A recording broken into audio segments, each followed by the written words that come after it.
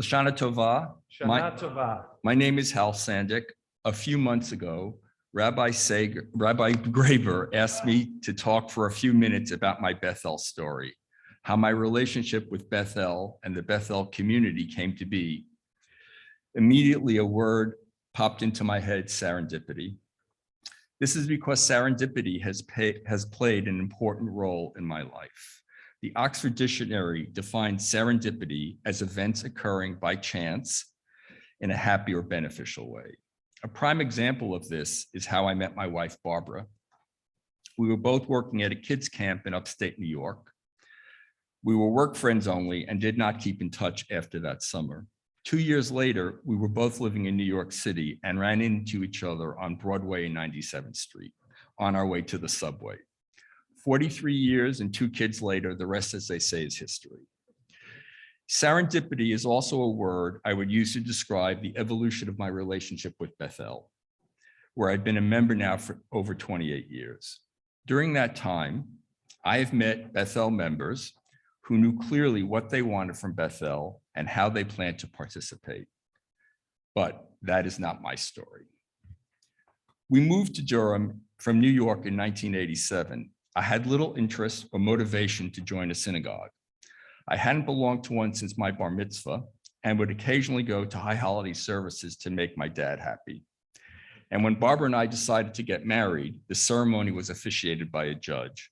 I was definitely a secular Jew. When our oldest daughter, Molly, was old enough for preschool, our neighbor, Erica Gringle, a longtime Bethel member, suggested Bethel Preschool because of the wonderful teachers, including Helen Stahl and Michelle Paz. And when we looked into it, it turned out you got a bargain on the tuition if you were a Bethel member. And so I became a member of Bethel. Because I was now a member, I started to go to services on the high holidays, but felt a bit lost. So I took a wonderful adult education class, Getting Lost in the Siddur, with the late Rabbi Frank Fisher. In that class, I learned all the parts of the service, and I can now follow what was going on. It took several years, but I started going to services on Saturdays on a regular basis. I found that I really enjoyed the sermons and Devar Torahs of Rabbi Sager. I found them insightful, thought-provoking, and open-ended, which always seemed to engage the congregation in active discussion.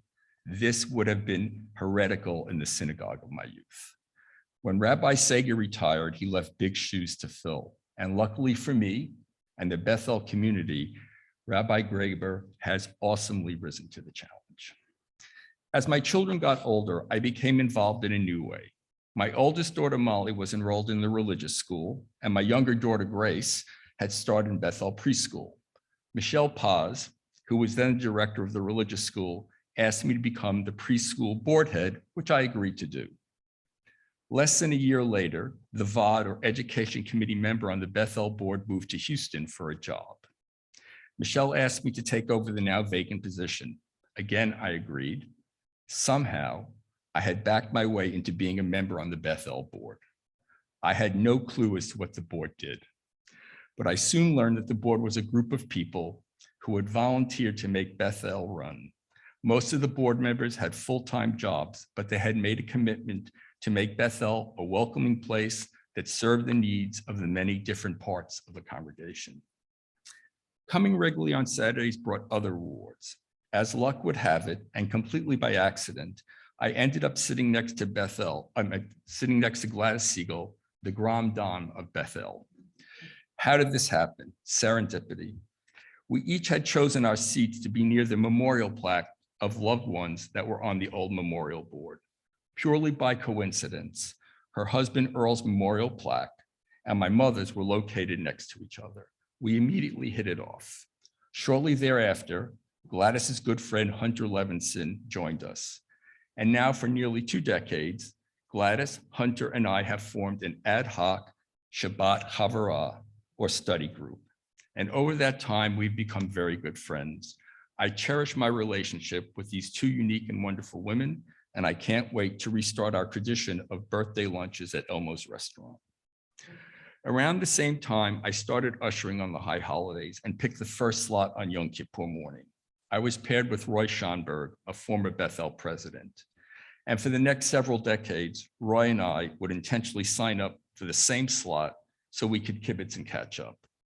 Over time, Roy has become a good friend.